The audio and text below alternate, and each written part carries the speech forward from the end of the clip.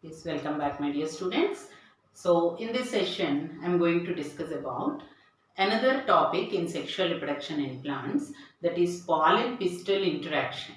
This is a pre-fertilization event, and after pollination, then fertilization will be followed, and then post-fertilization changes. So this pollen pistil interaction comes under pre-fertilization event. So what exactly the meaning of pollen pistil interaction? So first of all what is pollination. We can say what is pollination? Transfer of pollen from anther to stigma. That is called as a pollination. But pollination always does not ensure fertilization. It is not that every pollination is followed by fertilization. That is because the pollen which is received by stigma or it falls on the stigma, it depends upon whether it is a right pollen or it is compatible pollen. The pollen can be either right pollen or it can be a wrong pollen or incompatible pollen. What is a right pollen? It should be from the same species. If it is falling, the pollen is belonging to the same species, then we can call it as a right pollen or compatible pollen, and that pollen will be accepted. But if it is wrong pollen, that means it can be from any other species, that cannot be accepted. That is called as an incompatible pollen. That will be rejected by pistil. So pistil has the ability to accept or reject the pollen. Right pollen, it can accept or reject. So this pistil can identify compatible pollen due to the continuous dialogue. It is described as dialogue between the pollen and the pistil. What is the dialogue? There are some chemicals synthesized by the stigma which will be able to identify the right pollen. Only when the right pollen falls on the stigma, that pollen will be able to germinate. Otherwise, the wrong pollen will not be allowed to germinate. So this is decided actually by this pistil, the stigma of the pistil. Pistil means it is a carpel. Carpel will have ovary, style and stigma. So the stigma will secrete some chemical substances which will be able to identify a right pollen. Only when the right pollen falls, that will be accepted and that will be able to germinate. The pollination takes place by various agents, and we also know it is a chance process.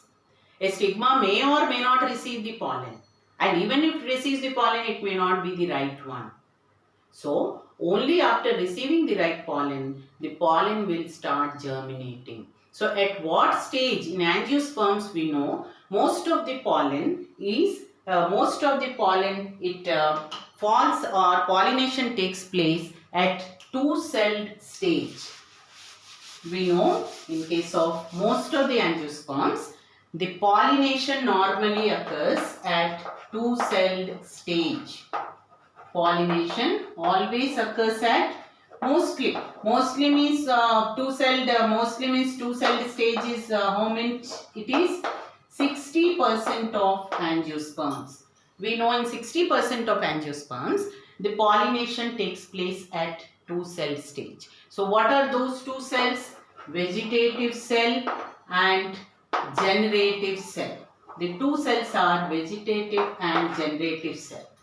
So here I have shown you in the diagram, it consists of vegetative cell, generative cell. Generative cell is very small and it is spindle shaped. It is present within the cytoplasm of vegetative cell.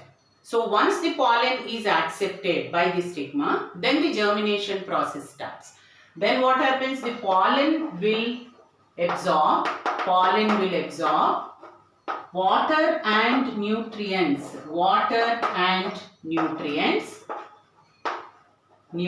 from stigma. Stigma will secrete these water and nutrients, and pollen will absorb these water and nutrients from the stigma, and then the pollen tube emerges out. So here we can see on the stigma how the pollen is germinating and how pollen tube emerges out.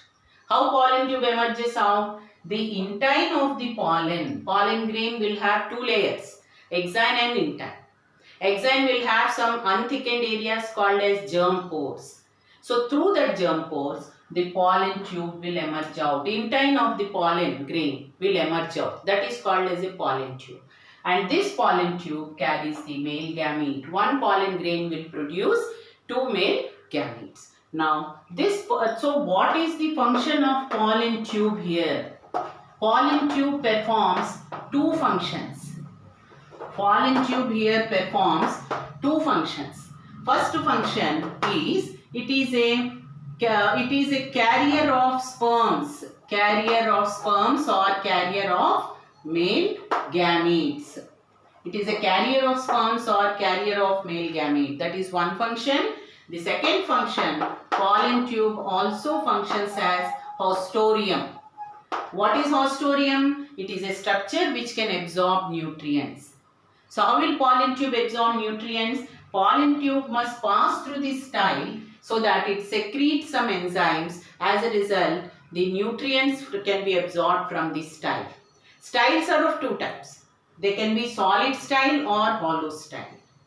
So if it is a solid style, it has to pass through all the cells absorbing the nutrients. Similarly, in a hollow style also, the nutrients present here within the style, that will be digested by the enzyme secreted by the pollen tube. And thus pollen tube grows towards it comes towards the ovule. You know, ovules are present inside the ovary and pollen tube comes towards the ovule. And growth of pollen tube takes place with the help of a complex or a nutrient. Normally we know boron is required for the growth of pollen tube and germination. Boron is required, and this boron forms a complex with sugar, and that complex is called as calcium boron and inositol sugar complex. So it forms such complex. Inositol also is a type of sugar. So calcium boron inositol sugar complex. This complex helpful in growth of the pollen tube, and thus pollen tube carries the male gametes and grows towards the embryo sac. It goes towards the egg cell or the embryo sac. So once the pollen tube reaches, so before actually what happens? Before actually the pollen tube is growing, the generative cell, what is the function of generative cell? Generative cell divides and forms the two male gametes. So pollen tube at the tip, it carries the two male gametes and it carries the male gametes up to the ovule. So it enters into the ovule. So in 60% of angiosperms, the pollen, when it is shed at two cell stage, that is vegetative and generative cell, the male gametes are formed inside the pollen tube only. After pollination, after pollen germination, male gametes are formed. But remaining 40%, what happens? The male gametes are formed just before pollination. So there the pollen grains are liberated at 3-celled stage. So all these changes, that means pollination, growth of pollen tube and the germination of pollen, pollination, pollen germination, growth of pollen tube up to the ovule. All these changes come under pollen pistil interaction. So I am going to write what are the events in pollen pistil interaction. What are all included in pollen pistil interaction? So pollen pistil interaction means what are all included? First the pollination and then followed by pollen germination. Pollen germination is if it is only accepted by pistil, only then the pollen can germinate. Pollen germination and then pollen tube growth, pollen tube growth, pollen tube growth, and pollen tube reaching ovule, reaching ovule. All these changes together can be called as a pollen pistil interaction. All these changes together is called as a pollen pistil interaction. So this knowledge of pollen pistil interaction is very important for artificial hybridization. This knowledge is important for, what is it important for? Performing in plant breeding. Mainly we can say this knowledge is important in plant breeding. How it is important in plant breeding? In artificial hybridization. To conduct artificial hybridization, knowledge of pollen pistil interaction is very, very important. And pollen germination can be studied just by simple experiment. Pollen grains from any plant can be collected, like Crotalaria or any other plant where pollen grains are, large number of pollen grains are produced. They can be collected on a slide. And then these pollen grains, after they are collected, the pollen grains can be kept in a sugar solution. They should be kept in a sugar solution for about 15 to 30 minutes. How much of sugar? These should be kept in about 10% sugar solution. They should be kept in about 10% sugar solution for 10 to 15 minutes. 10 to 15 minutes. And then the pollen tube emerges out and it can be easily observed. This is how the pollen tube growth can be observed. So then next we have to, so how the pollen tube enters after reaching the ovary. We have seen it comes up to the ovule. Still, where did we do? It is entering up to the ovule. Once it reaches the ovule, where it has to go? It has to go into the embryo sac. And how does pollen tube enters? It enters through one of the synergids. You know, on either side of egg cell, there will be synergids on either side of the egg cell. So pollen tube, after entering into the ovule, it enters into the embryo sac through one of the synergids. And then synergids will have a filiform apparatus. So through filiform apparatus it can enter. Now we are going to discuss what is the entry of pollen tube into the ovule, in what different ways it can enter. So now I am going to discuss about entry of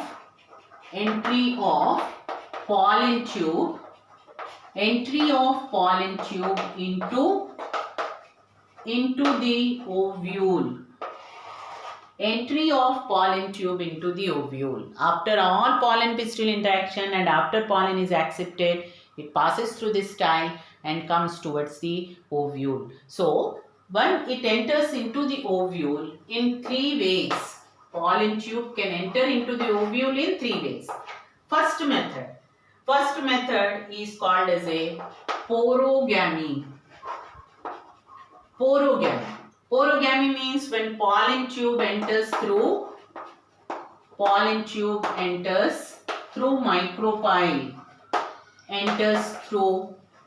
micropyle. Pollen tube when enters through micropyle, then it is called as a porogamy.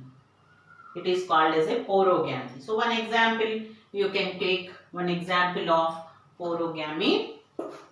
Polygonum is one example, and also another example, Otalia. Polygonum and Otalia. So here we can find, this is how, if this is the ovule and embryo sac, and this micropyle, pollen tube will directly enter through the micropyle. When it is directly entering through the micropyle, then we are calling it as a porogamy. entering directly through micropyle. Now, next one we will see what is second type, that is called as chelazogamy. So, let us discuss the second type of entry is called as a chelazogamy. So, in chelazogamy, pollen tube enters the ovule through chelaza, enters the ovule through chelaza. You know, chelaza is the base of the ovule. Little bit let us discuss about chelaza. It is the base of the ovule. It is formed by fusion of nucellus and integuments at the base. And it is the seat for many biochemical activities, and also it gives vascular supply to the ovule. So, this when pollen tube enters through chelaza, it is called as a chelazogamy. So, how we can show this? So, this is suppose the ovule, and you know the basal part of the ovule is chelaza. So, when pollen tube can enter through chelaza, this type of entry through the chelaza land, that is called as a chelazogamy. So, the examples of chelazogamy: Casuarina, and another example, Betula. Casuarina and Betula. So, these examples you can take for chelazogamy. Now, the third type of entry is called as a mesogamy. Mesogamy is when pollen tube enters through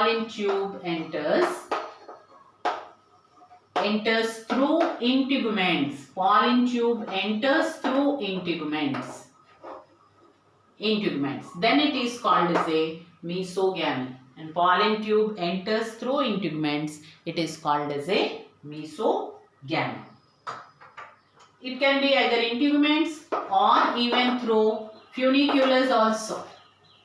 It can be either through integuments or through funiculars. In any of the ways it can enter. And the example here, examples, I will give you the example. So, example is cucurbita. One example you can take is cucurbita, and this is through cucurbita, it is through integument. Another example, pistachia. All of you know the dry fruit pista. This is the scientific name, pistachia. So, funiculars. In pistachia it enters through funiculars. Cucurbita it is through integuments. And pistachia through funiculars. But so these are the three ways of entering of pollen tube into the ovule. How does it enter into the embryo sac? It has to enter into the ovule, then it has to enter into the embryo sac. So let us see how the pollen tube enters into the embryo sac. Entry of pollen tube into the embryo sac. This will be our next topic. Entry of pollen tube into the embryo sac. So, entry into ovule we have seen it is by three ways. But while entering into the embryo sac, it always enters only through micropylar end. So, pollen tube enters embryo sac only through micropyle. This is very important statement which you will get in the exams. See, most often the students get confused at this point only. So, how pollen tube enters into the ovule and the embryo sac? Ovule there are three ways: porogamy, mesogamy, chelazogamy. But while entering into the embryo sac, only one way, that is, it is only through micropyle. Why only one way? Why only through micropyle? So, we will see the reason why it is entering only through micropyle. You know, this is the ovule with embryo sac, and you find an egg cell here, and beside you find these are the synergids. And very important feature of synergids is presence of, these are called as filiform apparatus. Synergids will have finger-like structures called as filiform apparatus. This filiform apparatus is very important part of the synergids and in the embryo sac. I discussed this structure of embryo sac in my previous videos, so you can refer to that. So here we will discuss. So pollen tube enters through micropyle. Why only through micropyle? Pollen tube passes through one of the synergids.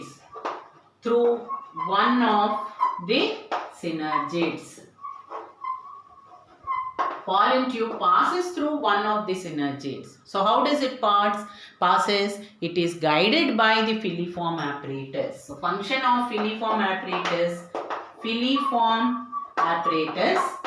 guides the path of pollen tube.